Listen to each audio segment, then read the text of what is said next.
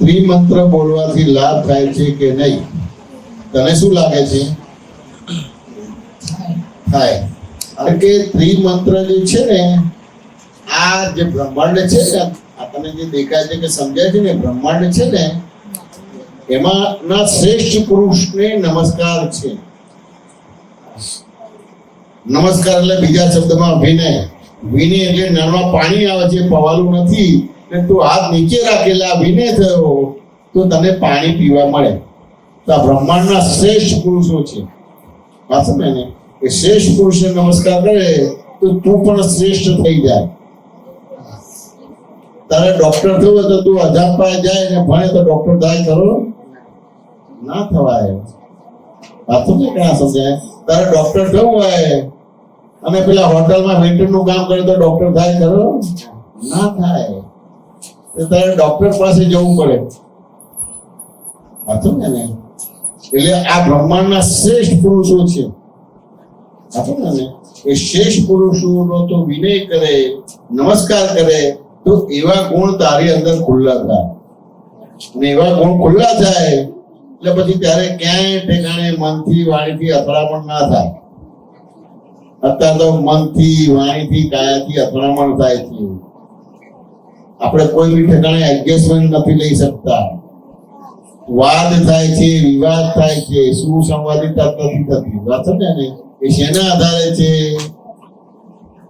કે શ્રેષ્ઠ પુરુષનું આરાધન નથી તારું.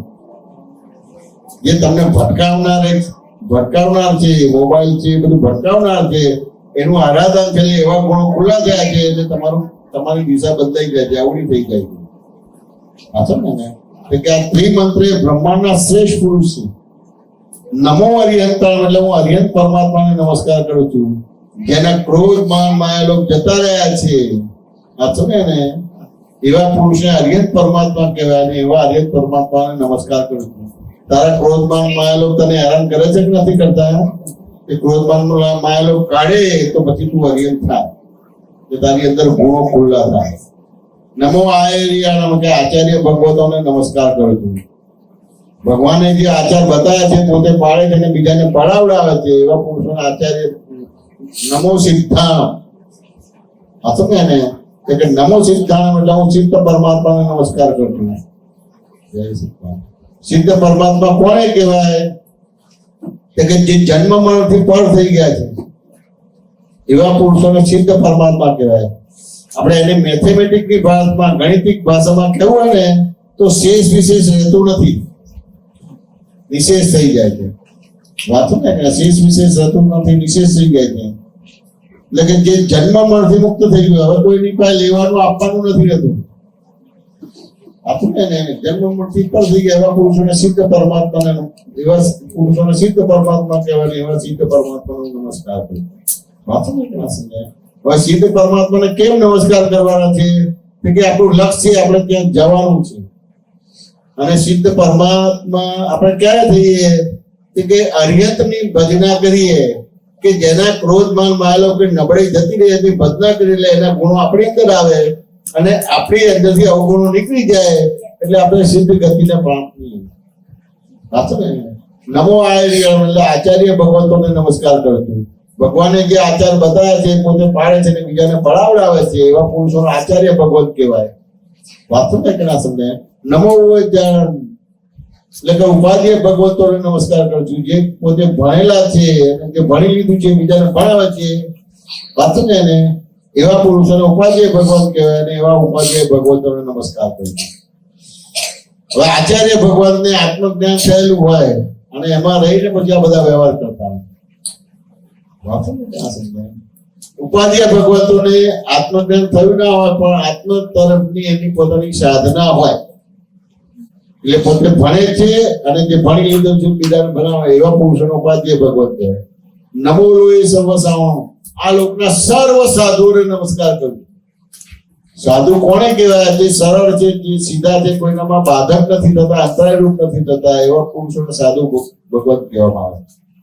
આપણી સમજણ એવું છે કે ભગવાન કપડા પહેરે, સફેદ કપડા પહેરે, ઘર બાર ત્યાગ કરે એને સાધુ કહેવાય, કે લૌકિક ભાષામાં બરાબર છે. પણ ભગવાનની ભાષામાં જે સરળ છે, જે સીધા છે, કોઈનામાં અંતરાળરૂપ કે બાધકરૂપ નથી થતા, એવા પુરુષોને સાધુ ભગવાન કહેવાય. એવા સાધુઓને નમસ્કાર કરું છું. અને આગળ આપણે સમજવું તો કે જેને આત્મદશા સાધી છે, એટલે કે હું કોણ છું એ જાણ્યું છે, એવા પુરુષોને સાધુ કહેવાય. અને એમાં રહીને વ્યવહાર કરે એવા પુરુષોને સાધુ કહેવામાં. હવે આના પછીનો મંત્ર છે કે એસો પંચનમસ્કાર, એટલે ઉપરના 5 નમસ્કાર છે. સર્વ પાવકપણાસનો, સર્વ પાપનો નાશ કરનાર છે. એટલે આ 5 નમસ્કાર તું કરે વિનય સાથે, કે તારા પાપનો નાશ થાય. પછી એનો મિનિંગ શું થાય છે કે મંગલાણમ ચ સર્વેસી, મંગલમાં મંગલ, પરમમ અવય મંગલમ, પ્રથમ મંગલ અને સર્વશ્રેષ્ઠ મંગલ.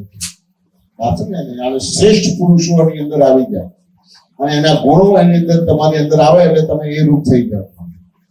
પછી ઓમ નમો ભગવતે વાસુદેવાય, જે નરમાંથી નારાયણ થયા છે, જેને કર્મને કૃશ કર્યા છે, જેને કર્મને કુંઠિત કર્યા છે, એવા પુરુષોને વાસુદેવ ભગવાન કહેવામાં આવે છે. અને એવા વાસુદેવ ભગવાનનો હું નમસ્કાર કરું છું. આમ દેખી તો વ્યવહાર બહાર જેવો લાગે, આ સમજે કે ના સમજાય? આપણે વાસુદેવ ભગવાનને સમજવું ને, તો વાસુદેવ ભગવાન દડો રમતા હતા ને યમુના નદીમાં પડી ગયો, લેવા જાય છે તો દડો મળે છે કે કાલી નાગ મળે છે? કાલી નાગ મળે છે. કાલી નાગ એટલે ક્રોધ, એટલે ક્રોધ ઉપર વિજય પ્રાપ્ત કર્યો છે. એટલે એને નરમાંથી નારાયણ કહેવામાં આવે. વાંચો ને કે ના સમજાય? જે નરમાંથી નારાયણ થયા છે, જેને કર્મને કૃશ કર્યા છે, જેને કર્મને કુંઠિત કર્યા છે, જેની અંદર ભગવત ગુણ પ્રગટ થઈ ગયા છે, એવા પુરુષોને વાસુદેવ ભગવાન કહેવામાં આવે. હવે કૃષ એટલે સમજવું પડશે કે ના સમજવું પડે? કૃષ એ કૃષિ ઉપરથી શબ્દ બન્યો છે. કૃષ એટલે ખેતી. વાત સમજાય કે ના સમજાય? હવે આપણે બધા ખેતી કરીએ છીએ, તે ઘાસની ખેતી કરીએ છીએ, અને ભગવાન જે ખેતી કરે છે ઘઉંની ખેતી કરે છે. વાત સમજાય કે ના સમજાય? હવે બજારમાં વેચવા જાય તો ઘાસના પૈસા વધારે મળે કે ઘઉંના પૈસા વધારે મળે? ઘઉંના મળે. વાત સમજાય ને? હવે ઘઉંની ખેતી કરીને ઘઉંને જુદું પડે તો બાકીનું ઘાસ થયું કે ના થયું? એટલે તું મુખ્ય પેદાશ કરે એટલે ઘઉં પેદાશ કરીને બાય પ્રોડક્ટમાં ફ્રી મળે. આ સમજાય કે ના સમજાય? પણ આપણે મુખ્ય પેદાશ નથી કરતા, બાય પ્રોડક્ટ પેદાશ કરી છે, એટલે તારી અંદર ભગવત ગુણ ખુલ્લો નથી થતો. આ સમજાય ને? એવી રીતે જેને કર્મને કુંઠિત કર્યા છે, કુંઠિત શબ્દ કંઠી ઉપરથી બનેલો છે. જેમ માના ખોળામાં બાળક રમતું હોય અને કંઠી ખેંચીને તૂટી જાય એટલે બધા મોતી ખરી પડે કે ના ખરી પડે? જેના બધા કર્મ ખરી પડેલા છે. હવે જન્મ મરણ નથી, થોડા સમયમાં મોક્ષે જવાના છે, તો જેના બધા કર્મ ખરી પડે, જેને કર્મ કુંઠિત કર્યા છે, એવા પુરુષોને વાસુદેવ ભગવાન કહેવામાં આવે. વાત સમજાય કે ના સમજાય? એવી રીતે જેની અંદર ભગવત ગુણ પ્રગટ થઈ ગયો એને વાસુદેવ ભગવાન કહેવામાં આવે. એવા વાસુદેવ ભગવાનને હું નમસ્કાર કરું છું. વાત સમજાય કે ના સમજાય? હવે ભગવત ગુણને સમજવું પડશે કે નહીં સમજવું પડે? વાત સમજાય કે ના સમજાય? કે ભાઈ આ જગત નો કરતા હરતા કોણ છે? આપણે એમ સામાન્ય એમ લાગે કે આ ભગવાન કરતા છે, અથવા તો આપણે એવું લાગે કે હું કરું છું, અથવા તો લાગે કે તે કરે છે, તેવું કરે છે. વાત સમજાય ને? પણ આ જગત નો કોઈ કરતા હરતા છે નહીં. વૈજ્ઞાનિક પ્રાયોગિક પુરાવા ભેગા થાય, વાત સમજાય કે ના સમજાય? એટલે કાર્ય થઈ જાય. એટલે H2O ના વાતાવરણ ભેગું થાય પાણી બને કે ના બને? તને આપણને ભગવાનની તત્વ આપે તો પાણી બનાવી શકે. હતું ને? એટલે એનો કરતા ભોગતા ના બને. હતું ને? અને નિમિત્ત નૈમિત્તિક કરતા બને તો એને ભગવત ગુણ કહેવામાં આવે. અને જેની અંદર આવો ભગવત ગુણ ખુલ્લો થઈ ગયો એને ભગવાન કહેવામાં આવે. સિદ્ધ વાત સમજાય કે ના સમજાય? એટલે વાસુદેવ ભગવાન કહેવામાં આવે છે. એટલે વાસુદેવ ભગવાનનું સ્વરૂપ કેવું છે? જે નરમાંથી નારાયણ થયા છે, જેને કર્મને કૃશ કર્યા છે, જેને કર્મને કુંઠિત કર્યા છે, જેની અંદર ભગવત ગુણ પ્રગટ થઈ ગયું છે, એવા પુરુષોને વાસુદેવ ભગવાન કહેવામાં આવે. તો આ બધા ગુણો તારી અંદર આવે તો તું ડેવલપ થાય કે ના થાય? એટલે એના માટે આપણે વિનય કરવાનો છે, નમસ્કાર કરવાનો છે. ઓમ નમઃ શિવાય એટલે હું શિવ પરમાત્માને નમસ્કાર કરું છું. શિવ પરમાત્મા નિરંજન નિરાકાર છે, એનો આકાર નથી, અને એની વિડીયો કે ફોટો ઉતરી ના શકે. હવે સીધા શિવ પરમાત્માને સમજવું હોય એટલે ઓમ નમઃ શિવાય, જે કલ્યાણ સ્વરૂપ થયા છે એવા પુરુષોને શિવ પરમાત્મા કહેવાય. આપો ને? હવે કલ્યાણ સ્વરૂપ છે એના આધારે શિવ પરમાત્માનું સ્વરૂપ આપણે ઓળખી શકીએ. કલ્યાણ એટલે આપણે એક દાખલાથી સમજીએ. જેમ અત્યારે સ્કૂલમાં વેકેશન પડ્યું છે કે નથી પડ્યું? હવે વેકેશનમાં તમે સ્કૂલમાંથી પિકનિક ગોઠવે કે ના ગોઠવે? હવે પિકનિક ગોઠવે તો પહેલાના જમાનામાં ગામડામાં લઈ જાય ને, તો જેવા તમે ગામડામાં એન્ટર થાવ ને તો ચીકુની વાડી દેખાય, જાંબુની વાડી દેખાય, કેરીની વાડી દેખાય. વાત સમજાય કે ના સમજાય? હવે આ બધી વાડીઓ દેખાય, કેરીની વાડીઓ દેખાય એટલે પછી કંટ્રોલ રહે કે કંટ્રોલ જતો રહે? મારો તો કંટ્રોલ જતો રહે. હવે કંટ્રોલ જતો એટલે કેરી ખાવાનું મન થાય કે ના થાય? હવે ઝાડ તો ઉપર છે ને તારી હાઈટ નીચી છે એટલે પછી તું કેવી રીતે કેરીને પાડીશ કે પથ્થર મારીશ? હવે તું પથ્થર કેરીને પથ્થર મારે તો એ તને પથ્થર મારશે કે ફળ આપશે? ફળ આપશે. અને તને કોઈ પથ્થર મારે તો જીત તને પથ્થર કોઈ મારે તો તું સામે બીજા બે પથ્થર મારે. હા તો ને, તો જો આખું આંબાનું જીવન જો બીજા માટે જીવન જીવે છે, એક પણ ફળ એ પોતે ખાતો નથી. આખું જીવન બીજા માટે છે. કેરી છે, પાંદડા છે, ડાળીઓ છે, ઝાડ છે, લાકડું છે, બધું જ બીજા માટે. પછી પક્ષપાતે નથી. ત્યાં ગરીબ જાય કે અમીર જાય, ભણેલો જાય કે અભણ જાય, સ્ત્રી જાય કે પુરુષ જાય, વાતો ને કે ના સમજે, હિન્દુ જાય કે મુસલમાન જાય, કોઈ પક્ષપાત નથી. એટલે જેનું આવું જીવન છે, આવા ગુણો છે, એવા પુરુષોને શિવ પરમાત્મા કહેવાય. એવા શિવ પરમાત્માને નમસ્કાર કરજો. તારે આવા ગુણો પ્રગટ કરવા છે કે નથી કરવા છે? તારે એ ગુણો પ્રગટ કરવા તો ખાલી બે હાથ જોડીને વિનય કરવાનો છે, નમસ્કાર કરે એટલે તારી અંદર એવા ગુણો ખુલ્લા થવા માંડે. હવે એ બધા ગુણો ખુલ્લા થવા જાય, એ બધા ગુણો ખુલ્લા થાય તો પછી તને વાંચવાનું મન થશે, ચિંતા નહીં થાય.